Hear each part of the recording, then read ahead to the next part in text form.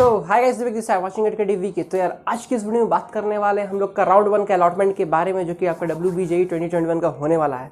उसका राउंड 1 का अलॉटमेंट आ चुका है, उसके बारे में आज का वीडियो है। उसमें हम लोग देखेंगे डिटेल में कि कैसे आपको चॉइस लॉकिंग के बाद आपको कैसा रिजल्ट मिला है, क्या रिजल्ट में देखना है, जो पे सीट एक्सेप्टेंस फी जो है उसको देने के बाद अलॉटमेंट लेटर कैसे डाउनलोड करना है, सब कुछ स्टेप बाय स्टेप मैं वेबसाइट में दिखाऊंगा यार, कि आपको कन्फ्यूजन कुछ ना हो, जो कि बहुत कन्फ्यूजन सबको का है। और फिजिकल वेरिफिकेशन इसके बाद कैसे करना है वो भी दिखाएंगे। तो चलो देखते जल्दी से अपना स्टेप बाय स्टेप प्रोसेस की कैसे आपको देखना है सब कुछ। अलॉटमेंट जो आपका फर्स्ट अलॉटमेंट है, ठीक है, उसके बाद जिसको नहीं मिला है, जिसका फर्स्ट अलॉटमेंट नहीं आया है कोई भी कॉलेज, उसके बारे में क्या, उसके बारे में बताऊंगा। तो वीडियो बहुत इंपॉर्टेंट होने वाला, वीडियो को अच्छा से देखना और चैनल में जरूर भी पहली बार आया सब्सक्राइब करना, बेल आइकन को प्रेस कर देना, कि आपको ऐसा ही अपडेट्स टाइम टू टाइम पे मिलता ही रहे। साथ साथ इंस्टाग्राम फॉलो कर सकते हो, DM कर सकते हो जो भी डाउट है। प्लस अगर आपको डायरेक्ट एडमिशन के बारे में कुछ भी जानना है तो डिस्क्रिप्शन में लिंक मिल जाएगा, जाकर जरूर देख लेना, कॉल कर लेना, क्वेरीज जो भी हो क्लियर हो जाएगा आप सबका। तो मिलते हैं, चलो देखते हैं अच्छा से इंपॉर्टेंट चीज़ जो है और वीडियो को शुरू करते हैं। चलते हैं हम लोग साइट पे और देखेंगे स्टेप बाय स्टेप प्रोसेस। तो चलो वीडियो को शुरू करते हैं।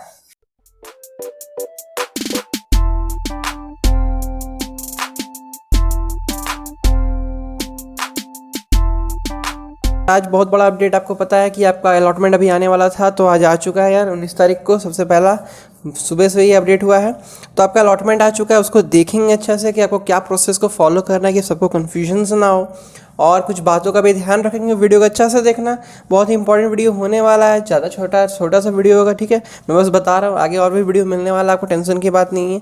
तो सबसे पहले आपको लॉगिन करना है अपने ID में, ठीक है, WBJE का साइट में जाके लॉगिन करने के बाद आपको यहाँ पे कुछ दिखेगा नहीं, यहाँ पे आपका लॉक ही दिखा रहा होगा।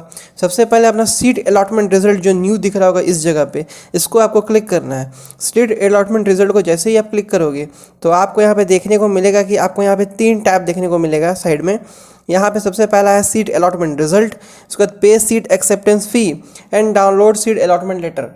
अगर आप इसको क्लिक करते हो तो आपको दिखता है यहाँ पे कि आपको कौन सा कॉलेज अलॉट हुआ है फर्स्ट राउंड में। अगर आपको कोई भी नहीं हुआ, यहाँ पे लिखा आएगा कि you have not allotted any seat in the first round. अगर ऐसा आता है तो मतलब आपको वेट करना है, क्योंकि अभी आपका आया नहीं है, सेकेंड राउंड में चांसेस है आएगा, ठीक है। और यहाँ पे क्या हुआ कि जैसे कि इसका क्या हुआ है, इसमें आपको चॉइस नंबर 2 मिला है। सो यहाँ पे बहुत इंपॉर्टेंट बात है कि जब फर्स्ट अलॉटमेंट में आपका चॉइस नंबर 2 मिला है या कुछ भी मिला है तो आप अपग्रेड कर सकते हो सेकेंड राउंड के लिए। बट अगर आपका चॉइस 1 है, मीन्स चॉइस अगर आपका 1 मिला है, तो आपको कोई और ऑप्शन मिलेगा ही नहीं सिवाय फ्रीज करने का, एडमिशन जाकर लेने का, बिकॉज ये आपका फर्स्ट चॉइस है। एंड फर्स्ट चॉइस अगर आपको मिलता है so you have no other choices means accept the freezing, okay. Freeze करने के सिवाय और कोई आपके पास कुछ भी मतलब ऑप्शन ही नहीं रहेगा, क्योंकि आपका फर्स्ट चॉइस है, उसके ऊपर अब क्या चॉइस मिलेगा यार आपको। तो यहाँ पे सेकंड चॉइस मिला है कल्याणी, तो आपको इसमें क्या है कि इसमें इस कैंडिडेट में आपको एक टाइम मिलता है कि हाँ आप अपग्रेड कर सकते हैं कि राउंड 2 में जाकर मुझे फर्स्ट चॉइस मिल जाए। लेकिन जिसे फर्स्ट मिल चुका है उसका कोई नहीं है, उसको एडमिशन लेना है, ठीक है, पहला नंबर बात। उसके बाद आपको क्या करना है, उसके बाद यहाँ पे देखो आपको पता चल जाएगा कि आपको सीट किस कैटेगरी से मिला है। यहाँ पे आपका SC ST OBC जो भी है, या तो TFW है या तो जनरल हो, सब कुछ आपको दिख जाएगा यहाँ पे, ठीक है। प्लस यहाँ पे कोटा भी दिख जाएगा कि होम स्टेट कोटा या मीन्स आपका ऑल इंडिया कोटा से मिला है, ठीक है, क्योंकि ऑल इंडिया कोटा जो बाहर स्टेट के उनको मिलेगा, होम स्टेट कोटा जो होम स्टेट के उनको मिलेगा। तो यहाँ पे सारा आपको इन्फॉर्मेशन देखने को मिलेगा। उसके बाद आप जब तक पे सीट एक्सेप्टेंस फ़ी में क्लिक करके पे आप फ़ी नहीं करेगा, जो कि 5000 है, तब तक आपका यहाँ जो डाउनलोड अलॉटमेंट लेटर है ये आपका एक्टिव नहीं होगा। ये इंपॉर्टेंट बात है, यही मैं बताना चाह रहा था कि जिसे को प्रॉब्लम होगा भैया मेरा अलॉटमेंट लेटर आ ही नहीं रहा है, तो यार अलॉटमेंट लेटर बहुत ज़रूरी है, क्योंकि इसमें आपको डेट लिखा रहेगा।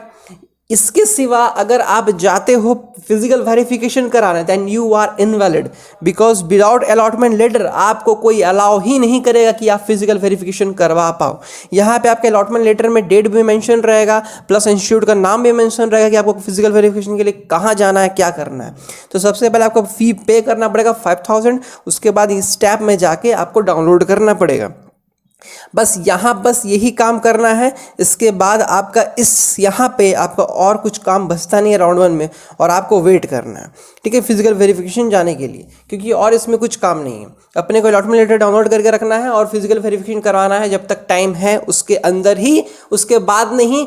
किसी भी दिन जाके करवा सकते हो, कोई ज़रूरी नहीं है कि आज ही जाना है या कल ही जाना है, ऐसा कोई प्रॉब्लम की बात नहीं है, ठीक है। बस जाके करवाना है। करवाने के बाद आपको वेट करना पड़ेगा। अगर आप अपग्रेड करते हो तो वेट करना, अगर आप एडमिशन लेते हो तो एडमिशन ले लेना है, ठीक है।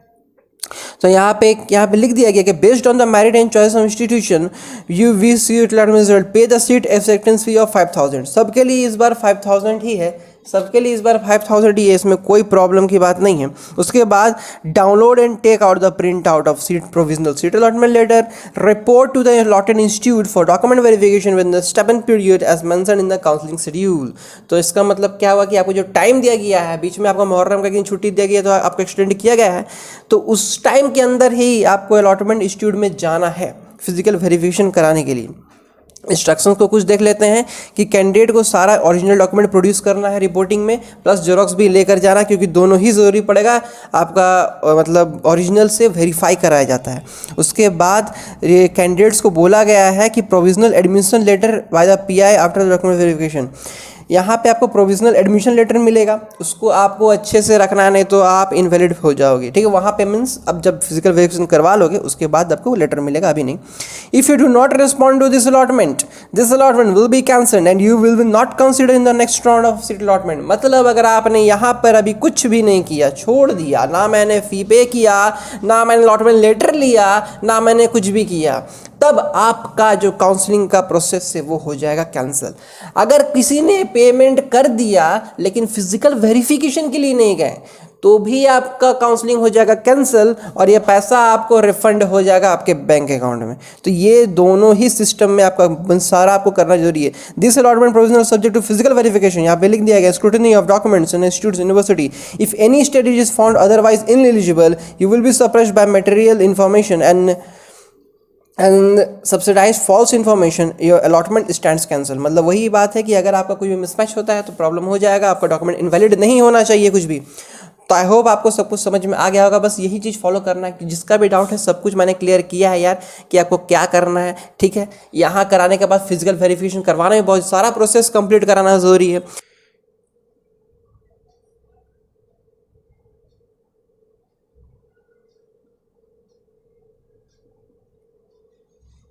इसी के बाद आपका डिसाइड होगा कि वो ग्रेड करना है या फ्रीज करना। अगर आप कुछ नहीं करोगे तो आपका अलॉटमेंट कैंसिल हो जाएगा।